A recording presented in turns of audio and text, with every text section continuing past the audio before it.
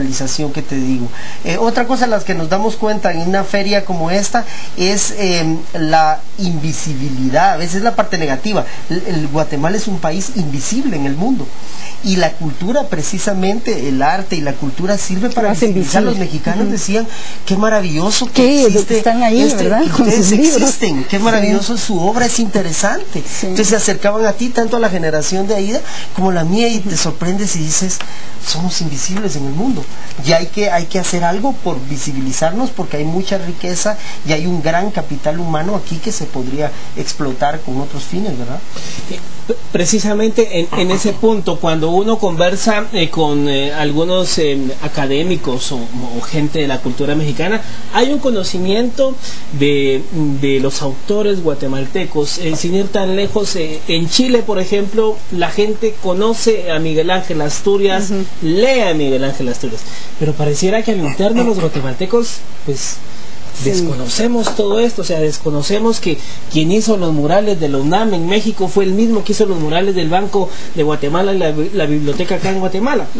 O sea, ¿qué pasa en nuestro país? Que pareciera que como que no se nos da mucho el tema de la cultura relacionada a la literatura. Fíjese que eso yo digo que es una cuestión histórica, porque el conflicto de 36 años trajo sus consecuencias para el lado de la cultura, ¿verdad?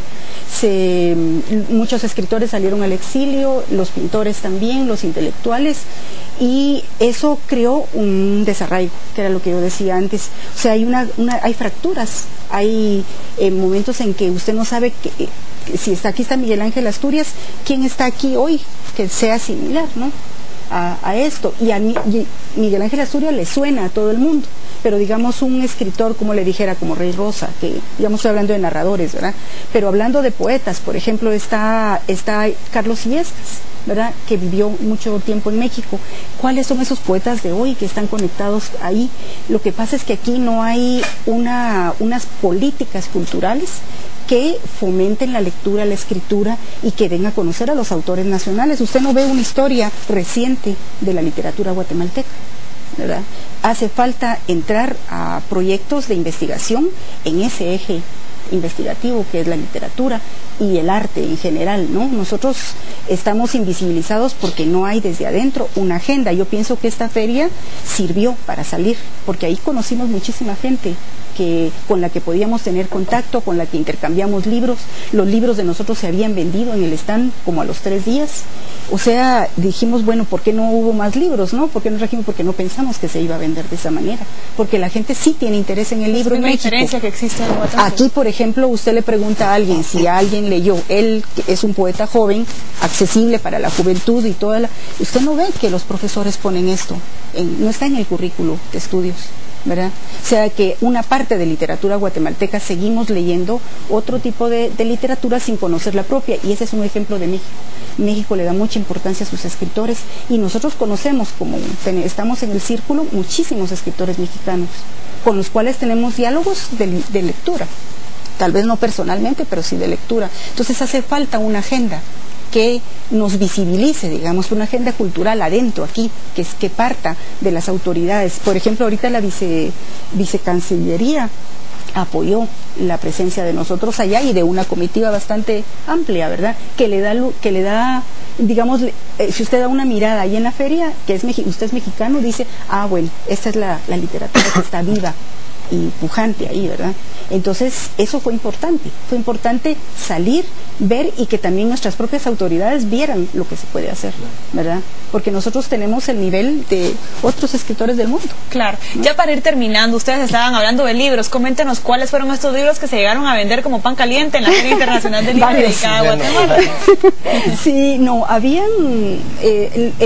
yo digo que el stand de Guatemala era un poco modesto, pero sí tenía libros que representaban todo. Ahora, recuérdese que es difícil viajar hacia México con todas las editoriales, pero lo que yo vi, como yo estuve desde el principio del primer día, vi los estantes de los libros, se vendieron muchísimos libros, sobre todo los de poesía, ¿verdad? Y también habían libros especiales para niños que también se vendieron, pero yo pasaba cada rato al stand de Guatemala para ver cómo iba la venta de los libros y miraba y los muchachos decían, mire, ya no hay de ese, hay que pedir más, pero no había dónde pedir más, ¿verdad? Claro. Lo que se había llevado, pero por ejemplo, la poesía se vendió, porque México sí lee poesía, ¿verdad? Y esa es la importancia de haber estado ahí, que nosotros seamos poetas y que hayamos estado en el lugar, ¿verdad?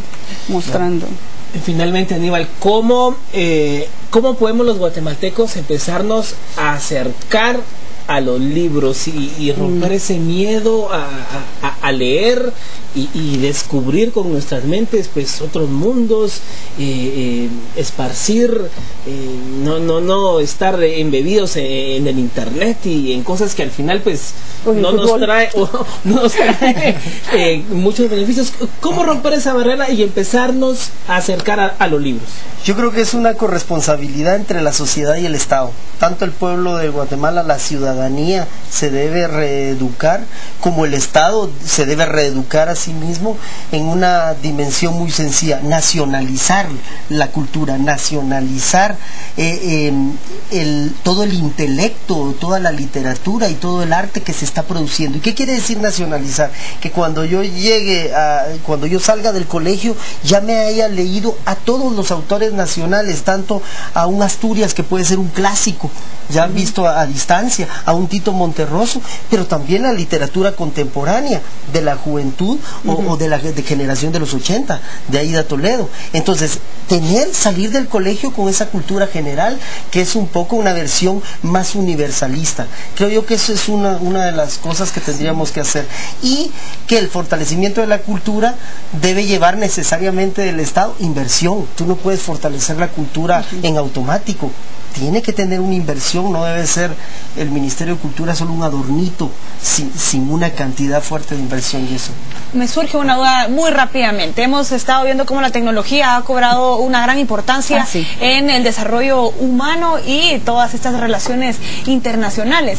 ¿Qué pasa con esto que está sucediendo, el fenómeno de llegar a, ¿cómo decirlo?, a sustituir los libros por las publicaciones en Internet, con los pads, con los Kindles, con tantas de estas tecnologías que están surgiendo ahora? ¿Cómo llegar a propiciar y a incentivar a los guatemaltecos a que se dediquen a ser escritores o intelectuales, si pudiese ser que este negocio llegase a ser un poco menos rentable de lo que es ahora? Fíjese que esto de la información es muy importante para nosotros visibilizarnos como escritores. La tecnología tiene que ver ahorita, ¿verdad? Porque usted puede meter nuestros nombres y aparecen algunos sitios donde usted puede ver quiénes somos y todo. Entonces eso nos ha ayudado. Yo no creo en la muerte del libro, ¿verdad? Lo he venido oyendo desde hace mucho tiempo y no creo en eso. Creo en la transformación de cómo usted lee, cómo usted ve el libro o los poemas. Yo creo que una de las cosas fundamentales para un país como el de nosotros, que no tiene difusión cultural, ha sido las redes sociales, porque en todos los sitios usted puede encontrar algo de literatura guatemalteca, y de esa manera los profesores podrían inclusive ayudarse y enseñar a autores guatemaltecos, porque casi en todos los sitios usted abre y ya estamos algunos de nosotros. De esa manera los mexicanos y otros de otros sitios nos han conocido, y me parece importante. Yo no creo en eso de la muerte del libro. Creo que el libro siempre va a seguir circulando. De hecho, ahí en México nos lo probaron, una feria donde usted miraba cantidad de libros a la venta y siempre había público para comprar, no importaba cuál, ¿verdad? Y yo estuve en una zapatería, ¿verdad? Porque uno no puede dejar de entrar a una zapatería en cualquier lugar. Y la muchacha decía, yo necesito un tiempo para ir a la Feria del Zócalo, la muchacha que estaba vendiendo los zapatos.